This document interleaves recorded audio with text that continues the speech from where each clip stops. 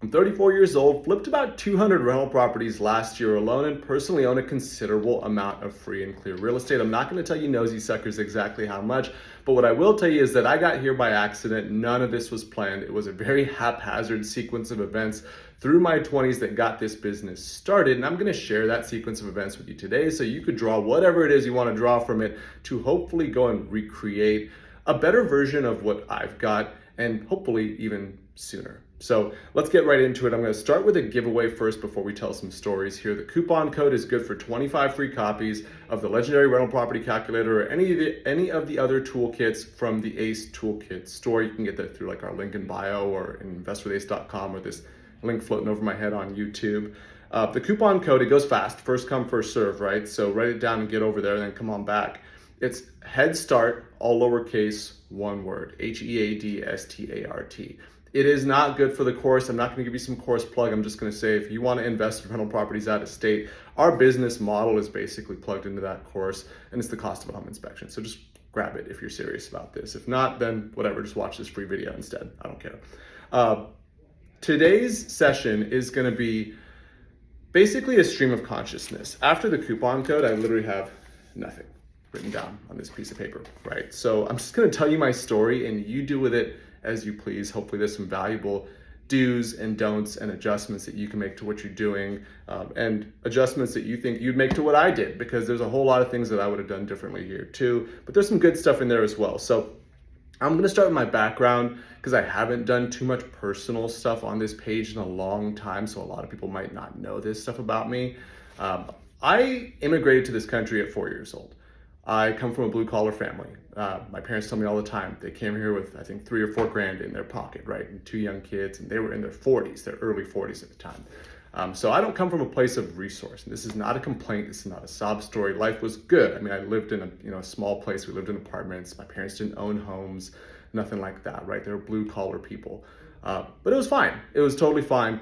But it did create a place of need. My parents did, I think maybe partly culturally, partly out of our personal situation, always hold me to high expectations, even as a young kid. So a sense of responsibility, a requirement to kind of meet my responsibilities was always there. And it wasn't like doing your dishes or taking out the trash. It was, you got to get straight A's. And if you miss a single point on any exam, there's a Y attached to it, right? Even if there's a 99. So there was kind of a sense of perfectionism attached to things and a very high expectation at a young age that kind of carried with me through life.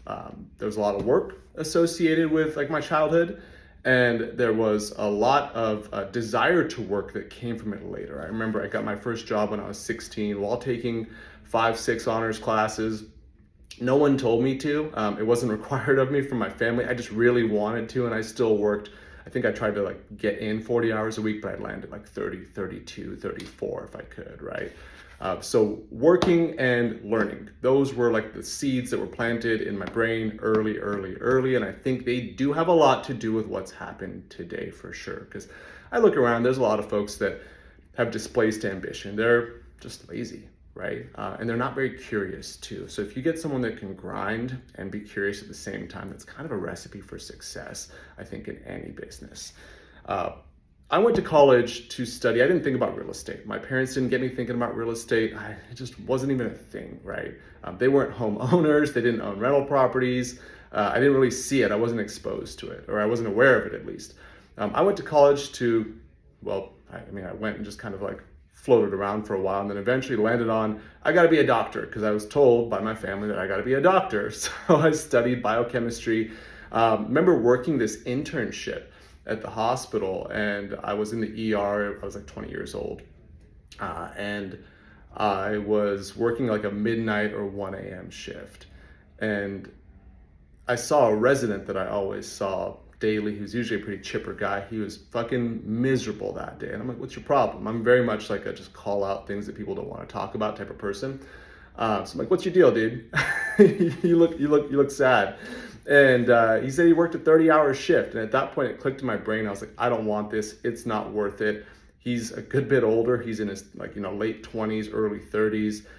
He's doing this, not getting paid much, and working to have a lifestyle that he doesn't really want. So I ditched that med school idea pretty quick. I got out of college at 22, so pretty much on time. I think I graduated like 6 months later than a lot of my like overachiever friends did. and went straight to work. And I worked for a big biotech company as a temp. I worked as a temp for like 4 years. And basically my whole tenure in biotech, I kept coming back to the same company and I progressed, but I never got a permanent gig.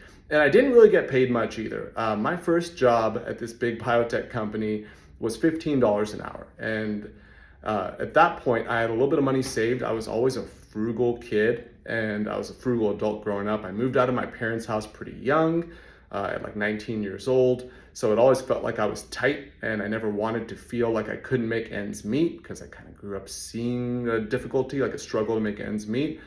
So I kept my money in my pocket, right? And I worked and I saved. I think I got out of college, I had like 20 grand saved up.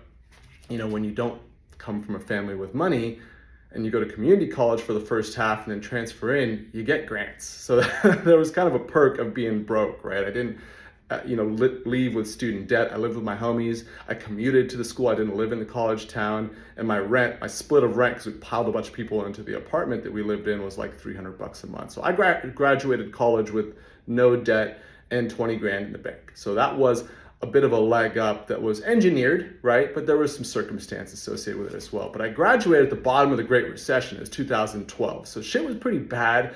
And I made $15 an hour working for a Fortune 100 biotech company. So that was pretty rough. And I had to drive 45 minutes each way to get there, which out here, I know like the big cities, that's a short commute. Out here, it was like 45 miles. So it seemed like a lot. I still managed to, at that point I moved back with my parents to save because I got the idea to buy a house, seeing how cheap the housing market was, from a guy at the gym that said that he had bought a fourplex for really cheap. So I saved and saved and I got to 50 grand in the bank by the time I was 23. And in the very beginning of 2013, I closed on a home to move into myself 1 week before my contract at my contract gig ran up, like to the point that when the lender needed to do the verification of employment, I had to like fudge a way over to like an automated line for them to call, because if they called my employer, the temp agency, they would have found out that I wasn't gonna have a job in a week and I wouldn't be able to pay that mortgage. But it was cheap. I got my house for less than half of what it's worth today at the time. And the mortgage payment was so low. It was, for a 3-bedroom house, less than $1,100 with taxes and insurance in California. So that was, like, there's a pro and a con, right? There was lucky timing there for sure. Houses are not that cheap today, but you didn't make shit and you couldn't get a real job back then either, especially fresh out of school, especially in an industry like science, which I learned is shitty pay universally, but even shittier when you don't live in like San Francisco, San Diego, Los Angeles, some big city. I don't live in a big city, right? So got into this house, knew it was gonna be bad. So I kind of scrambled. And I got 2 of my buddies and the girl I was seeing at the time to move in with me, which was just kind of a reckless choice. But between the 3 of them, my full mortgage and utilities were covered. So that was pretty nice. And I kind of learned to live off this house, right? I'm 23 years old. I got this house for a really good deal. Values jumped like within a year afterwards. And I never made a mortgage payment. Like, as long as I owned this thing, I never made a mortgage payment. 2 years later, actually, I was thinking about selling it and moving for a better paying job to the city, which I'm glad I didn't do. It would have been miserable to live in the Bay and pay some expensive ass rent just to make a couple bucks more. But that's where the jobs were, so that's where my head was at, right? And right when I put it on the market, actually, I had this big oak tree, dumped a giant limb on top of the house. And it was my birthday, and I was out to dinner. I remember getting a call from my realtor because one of the neighbors called the realtor's sign saying, hey, fire department's out there. So I finished my drink, took my time, right? Made my way back to the house. I remember sitting on the curb thinking, this is about to be a come up. And it was a come up because this limb of this tree dumped on the house, on the garage, and then part of it like broke off and crushed my car. The car was paid off. I got 15 for that. It was a Civic that I bought for 18 3 years before, so it was a freaking deal. And then I got another 15 for the house. And this is really important, right? Because this kind of propelled me into like real estate. So I got checked for 30 grand and I went and bought a car with no money down, another cheap Civic, right? And I got a good deal on it. So I kept that 15 in my pocket. And then I went up and fixed the tree limb with like my neighbors, just rented some chainsaws. And then my neighbor was a contractor, so he patched up the roof for me for pretty cheap, and the fence. I think I was out of pocket like 3 grand on that. So I got to pocket over $25,000 because of this incident that I was able to just salvage myself. And that plus the money I'd saved since I owned the home from having roommates, not spending. I was kind of bouncing around unemployment because like temp gigs are tough, right? But I'd like be like a month off, 2 months unemployment, 1 year of work, 1.5 years of work, something like that. But between everything plus the insurance checks, I had 60 grand saved up. And instead of being smart and going, this is 2015, hey, let me start this real estate business, let me go out of state, because there was fucking steals in 2015 at the beginning of the year. I actually gave it to my parents and used it as a down payment for them to buy a house because I wanted them to get locked in before the market took off. So that was a pretty good deal too. So owning 2 houses in California at like less than half of what they're worth today is nice, but it wasn't the best use of my funds at that point. I should have used it as a seed fund for a business. But I delayed myself even further. I got my parents the place. They paid the mortgage. I put the down payment down. And I had 2 homes by the time I was 25, which was kind of crazy considering like I wasn't given any money. I didn't really make a lot of money. I was just frugal and used like the resources that I had. I was scrappy as shit and just figured out a way to just fill my pockets, right? And from there, I started thinking about real estate more. I'm like, this is pretty solid. Like I've got 2 houses. One was paying for itself. The other one was a solid deal. I'm young. I should accumulate more of these. How do I do it? And I thought and I thought and I thought, and I looked at local markets. And I networked with people, and I figured, you know what? Stuff's too expensive here for me to be able to actually play with the amount of money that I have. So me and one of my buddies, who's my business partner now, he lived with me at some point in that first house, said, let's hop on a flight to Indiana and see what we got out there. We looked at a couple different out-of-state markets. We settled on Indianapolis, actually, which is a bad decision, obviously, for a variety of reasons, I'll tell you. But I was on unemployment at the time. Sorry, I had a little pause in train of thought. I was on unemployment at the time because I had wrapped up another long contract, and I was like, you know what? I need to get into a different industry where I'm making more money. I just got to figure out this real estate thing and how we want to kickstart it first, right? So as soon as he said, hey, let's get that flight going to Indiana, I was like, let me go find a job real quick. So I got this gig in software sales for a growing SaaS company here in town that a buddy worked for, and the owners were young guys, and they were like, budding entrepreneurs. They ended up being really successful. They had a nice big exit for like $100 million like 2 years later. So they didn't give a fuck about me quitting, right? But I started working for the software company. I got this gig, and they were like, when can you start? And I said, give me 2 weeks, because I gotta get these plane tickets and then go fly out and check out some investment properties. So they didn't know what the fuck I was talking about, right? But I picked up this sales gig, and then I got on a plane, took a red eye out to Chicago with my business partner. We're both pretty big dudes, right? We're like 6 foot, 215-pound guys. And it was a cheap red eye. So we were packed in tight. The air conditioner on the plane wasn't working. American Airlines sucks. We were sweating bullets. This guy, he's bald, right? So he grabbed the ice out of my water cup each time he was rubbing it on his face and his head, sitting next to me, and he was like pushing me over the edge. It was a miserable flight. We got out there. We got to Indianapolis. Dude, Indianapolis, even back in 2016, this is April of 2016, it felt saturated. It felt saturated to the point that we're competing with a bunch of other investors. The deals that we do have the opportunity to get, they really suck. They need a lot more work. They like don't pass due diligence. These deals that you're actually seeing, they're fool's gold. You have to like pull the blankets off them to see why they're not good deals and why no one else is buying them. There's just way too much activity. So on the way back, we spent like 3 days at like Buffalo Wild Wings, right? We like spent more time watching the draft than we did looking at houses, because the market was just too flooded out there, even back then. And it was cheap compared to now, but compared to then, it wasn't the best choice for us, right? So we ended up checking out secondary markets in Northwest Indiana on the way back to Chicago, right? We flew into Chicago because it was cheaper. Lucky for us, we got to spend a day over in Northwest Indiana talking to some realtors, checking out some off-market properties. And you know what? They were the same prices, but with higher rents than the Indianapolis stuff, and they were cleaner. And the rehab costs were cheaper, and the property managers were willing to take on more of the neighborhoods, and the neighborhoods were more clear too, like which ones were bad and which ones were good. It wasn't so block by block. It was like these distinct regions. So we're like, let's try this out. Saw a bunch of houses in one day before we left. Obviously didn't pick up any of them, right? It was a big waste of time just looking at those houses, except for the learning experience. Get back on a plane, come home. 4 months later, one of those realtors sends us a pocket listing. Wasn't a great deal. It was a dinky 2-bedroom, 700 square foot house for 25 grand in a decent neighborhood. Today I'd call it B minus. Back then it was like C plus maybe, but it was a good neighborhood. And it needed 26 of rehab, 27 of rehab. So that realtor facilitated the contractor for us and all that, right? This is like August of 2016.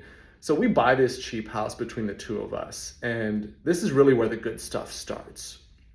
We buy this cheap house between the two of us. We put in the, 30 grand each into a business account, right? And the house ended up costing us buy and rehab 52. It was probably worth about 70 at that time, but that wasn't the plan. The plan was like the Burr method, because that's what everyone on the podcast said you're supposed to do. Just buy it, put a renter in, get a loan, recycle, go get another one, right? Except we bought it, we put that renter in for $950. It cash flowed all right, but it only made us like, even without the loan, like $600-700 net a month. Went and got quotes for the loan. The appraisals didn't even come in at value, right? You got to season it for a while to get a good appraisal. And that loan would have gotten it down to the point where it was only making us like $250 a month or $300 a month. What's that deal going to do for us? So we didn't get the loan. We just sat on the property for a bit and we said, hey, the next deal has to be a better deal than this one, because this one obviously wasn't deep enough of an equity spread to really grow a business. So we started marketing directly to sellers ourselves. And the next deals were better deals. This was, like January of 2017, so pretty shortly afterwards.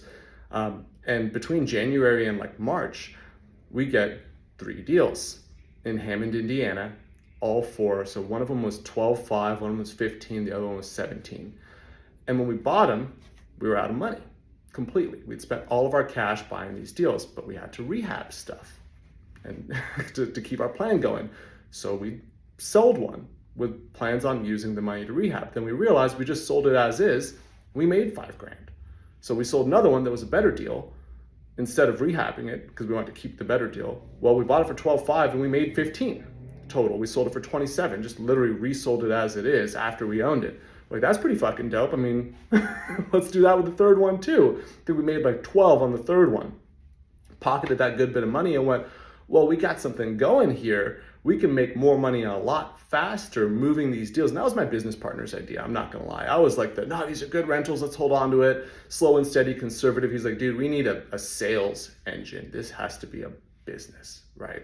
So we made it a sales engine and we sold everything, including the first rental property. And we poured that money back into the marketing budget, which at the time was only $500 a month, guys. It wasn't big.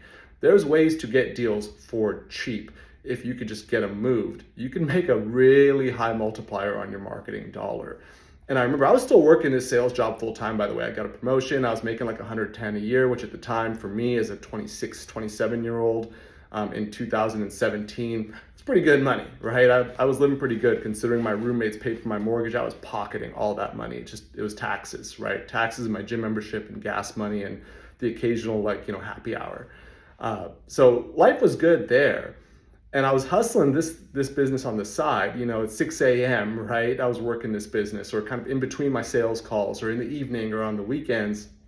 And I remember we got to a point in, I think, August or September of that year. It was August, where we closed 2 deals that month. And the first property was a $15,000 spread on a wholesale deal. And back then we did wholesale. We didn't flip. We didn't buy these things with our own money because we didn't have the money to buy them, take them down, and resell them. Now that's all we do, right? We actually buy them and resell these properties. We're flippers. Back then we had to assign the contracts. We made 15 on one, and then on this other one, we got this house for 16 and sold it for 40. So we made 24 on that one. On 2 deals in that 1 month, that was 40 grand. So that doubled each of our personal incomes in just 2 deals. So I remember walking into my manager's office on a Monday morning and went, I'm out of here. And it's because he had like some micromanager trying to kind of, tell me what to do all day. And I was already way over quota. I didn't like being micromanaged. And I had this other alternative. I was printing a bunch of cash, right? I remember telling the owner of the company, he was my manager at the time. This is like a 120 employee company. The owner still ran the sales team. I remember telling this guy, hey dude, I gotta go. I can't be micromanaged by this dude. And I've got some checks coming in here. And he looked at me and he said, hey, you know what, man? if I were you, I would have quit 6 months ago because he knew what I was doing. And that was like the biggest piece of validation I've ever had. It was 9 a.m. on a Monday. I just walked out. It was like September 8th or 9th or something like that. Just walked out, and it was downtown, right? So I walk out of the back of the building. I just took my shit. I think I had like a bag of protein and like my mouse and like a couple other little things on my desk. And I'm walking through this back alley. I called my business partner. I'm like, hey, I just quit. He's like, what? So we hit the lab immediately and we pumped up the marketing. We started doing more deals. And that's where this thing really started to take off. And I think there was a big tipping point for us when we started seeing bigger spreads per deal.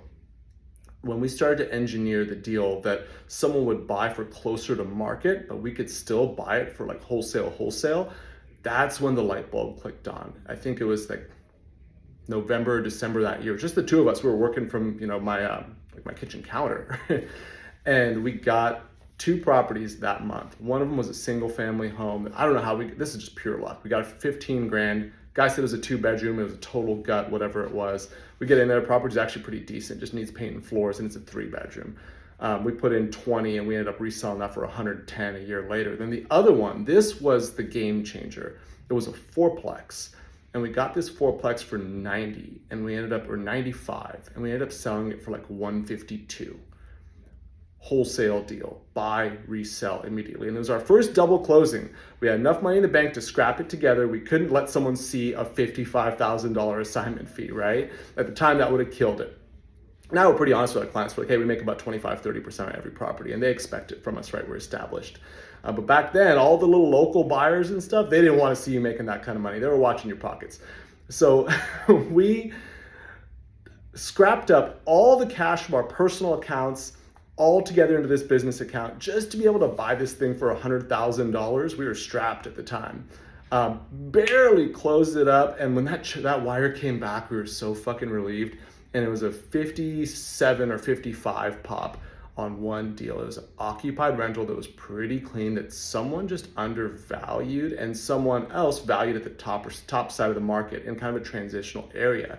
And that's where we started to understand an ideal product profile, an ideal customer profile, right? It's the investor that's looking for the clean rentals doing way more for you than the flipper is if you can find that property in an area where it works for them, but discounts are readily available or the market has a lot of variability in price range, right? Like a fair value uncertainty if you're thinking in stock terms. And that light bulb went on, and we went all in on clean or average, like stable rentals that we could sell close to their as-is market value, not have to sell it wholesale. And that's when it really turned on. And we got into all these secondary markets, in that Northwest Indiana region, and we just did 3s and 4s and 5-plexes all day. And they were averaging 35, 40, 45, 50 pop. I think we averaged $35,000 to $40,000 per wholesale deal in that first year. So that year when we quit our jobs, 2017, I think we did 6 deals. 2018 is when we hired our first employees on the back third of the year, and we did, I want to say, like 17 deals. And then the year after it was a little over 30. That was 19, a little over 30. 2020 we did about 60, and the doubling started going, right? 2021 we ended up doing like 110. 2022 it was like 150, and then 2023 it was like 200 last year, right? So these deals really started rolling, and it was all because of a set of mistakes that we made that led us to finding easier ways to make money in this business, right? And I think that was like kind of always a mindset that I had, is how can I have more result for less? And it even went back to like high school, right?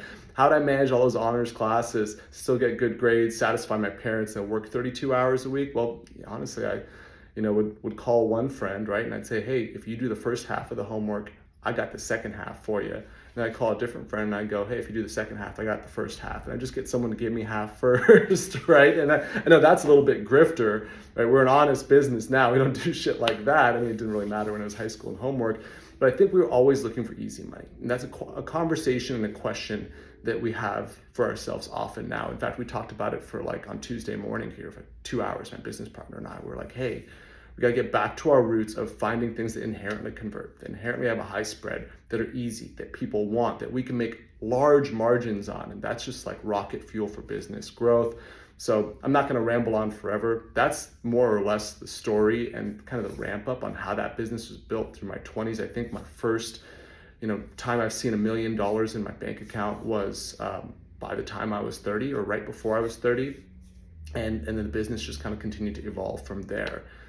So look for the creative, easy ways to get into this business without much cost on the front end, but ways that'll create really high reward on the back end. And also keep thinking about how you can find those low cost, high conversion, easy entry points without putting a high amount of effort into it too. This isn't a monster operation here. We've got 7, I think, we're gonna have an 8th pretty soon, 8 employees, and the 2 of us. It doesn't cost a lot of money for what we do, and we're always looking for ways to keep the footprint small, but the output as large as possible. And that's what makes it not as stressful, and it makes it grow faster as well. So hopefully you enjoyed that story.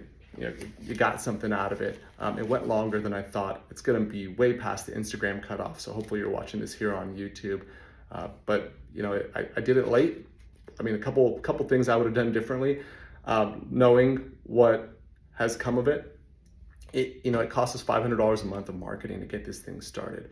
Why didn't I do that when I was 22 years old instead of 27 years old? That's the big thing there, is you could have done that so much earlier. Anyone could do that. It's very easy. So if you could look for ways to get in with a low barrier of entry, which this real estate industry offers a lot of, brokerage, commercial brokerage, wholesale, whatever it might be, you could start that at any point in time with very limited resources. And then my 7-year trajectory from 27 to 34 that got me to this point, it could be from 22 to 29 from you, or 18 to 25, because we do see people hitting us up going, hey, I'm 18 years old and I'm already doing a wholesale deal, and I'm 20 and I've done several and I've got $100,000 in the bank. That could be you. It's very possible, and there's a lot of creative ways to get to it soon without a lot of money in your pocket. So get after it.